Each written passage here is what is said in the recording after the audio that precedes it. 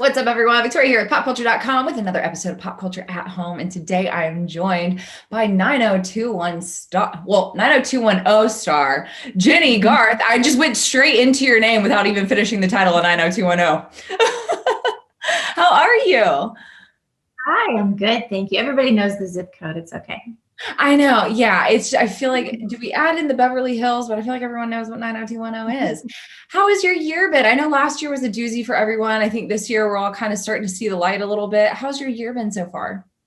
2021 is, I feel like I'm kind of emerging from the wreckage. I think that's all how we all feel, and it's going slowly. I'm a little hesitant to get out there and get going and to let my kids go out and be full steam ahead, but it's happening. It's coming along.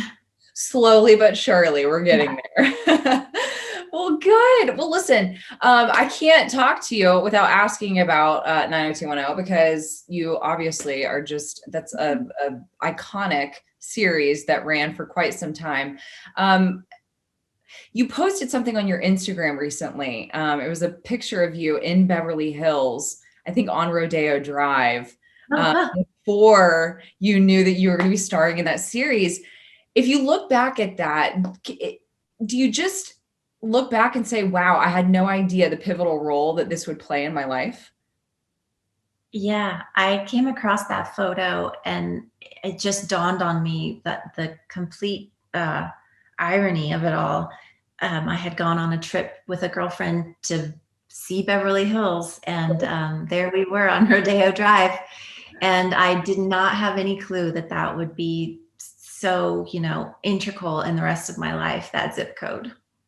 When you initially maybe auditioned for the show or got the offer, what was your initial thought? Were you ever hesitant or were you just ready to dive right into something?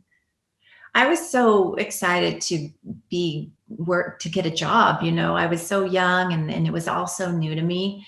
And I was also very excited at the idea of working on this particular show because I knew that it had such great people behind it and so much potential. And it looked like a lot of fun. And that's what it ended up being, was just a really great experience with so many incredible people involved and a lot of fun. I love that. Well, you have a new podcast with your former co-star, Tori Spelling. Tell us a little bit about it.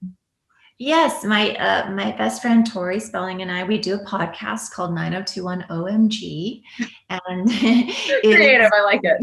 Yeah, it's just that we are watching back the episode, the show from the beginning. So we're already in the first episode of season 2, and we're looking for those OMG moments for us as fans now, because we're watching the show as fans. It's kind of weirdly easy to remove myself from being a part of it and just watch it. And that's what we're doing. And it's so much fun because I never have done that before, never watched the show back.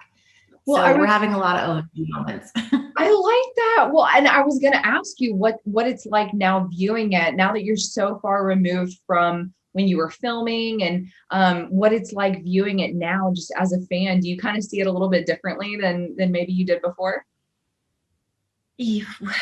Yes. I mean, I didn't really see it when I was doing it. I was just in it and I was so young and wide-eyed, and I was just surviving it. And now to go back and look at it objectively and as an adult to watch it, I have such a huge appreciation for the whole thing and for that young Jennie that was playing that character and the young person that was in that whirlwind experience. So it's a really it's cathartic to watch it back, and it's eye-opening, and I'm learning a lot about myself that I didn't know, like things, my strengths from way back then, how those have sort of propelled me into adulthood. So it's a really interesting experience. Well, I was going to say that show probably had to have prepared you for future roles as well, right?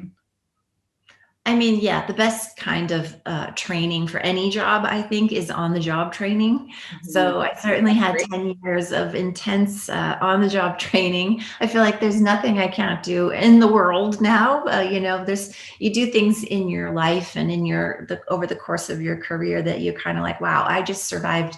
Like when I did Dancing with the Stars, I thought, if I can do that, I can do anything.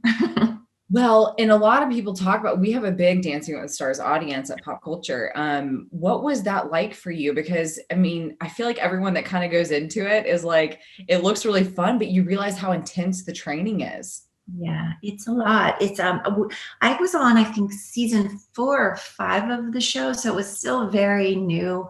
It was actually Derek Hough's first year as a dancer. He had been working in London, and they brought him over, and literally he got off of the plane and started rehearsing with me.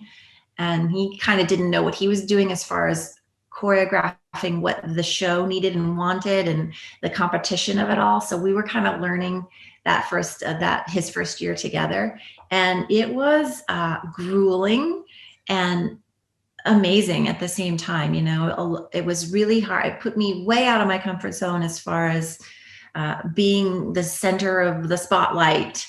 And even though I'm an actress, that's kind of not my personality to be a spotlight seeker. So that was a big challenge for me. I actually had to go through some hypnosis in order to be comfortable in that sort of high pressure environment. But I learned a lot from it. Was it maybe the live audience that was a little nerve-wracking, or just maybe starting something new and then also doing it in front of millions of people? Yeah, I'm pretty sure the millions of people watching had a lot to do with this. Wow, Jennie, I love that though. And I love that you're able to talk about that openly, because I think so many people assume that because you are in the public eye that it's just so easy maybe. So I'm sure that that's going to be very refreshing to hear for some fans. Because Yeah. listen, I want to talk about some upcoming projects with you, but before we get to that, I want to talk about your partnership with Kelley Blue Book.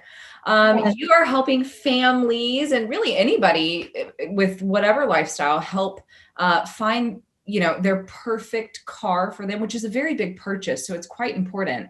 Why did you want to partner with them?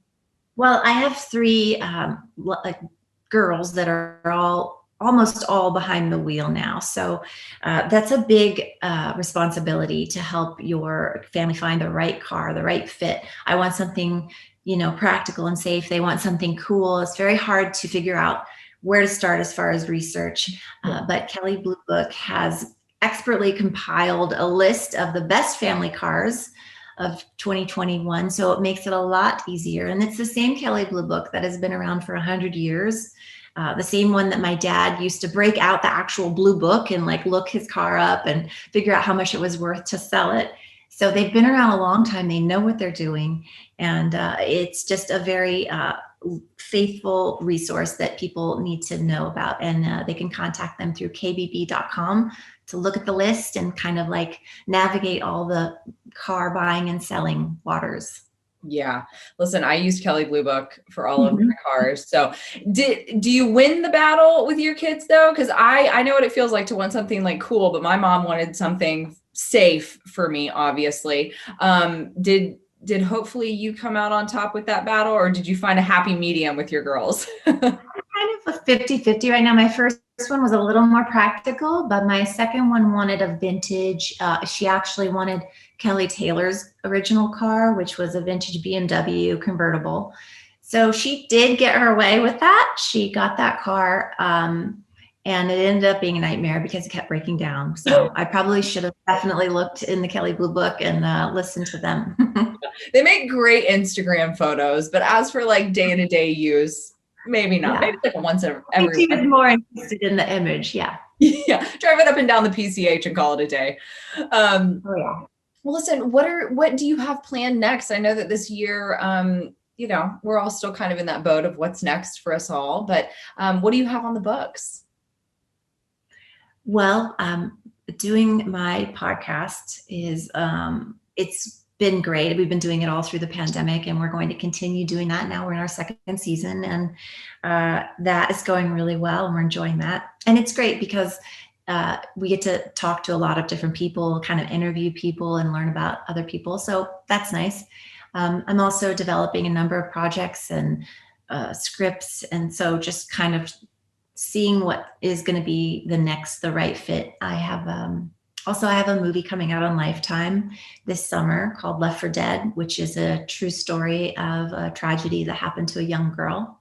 So people will probably like that. Yeah, I love Lifetime movies. They suck me I in. They're great.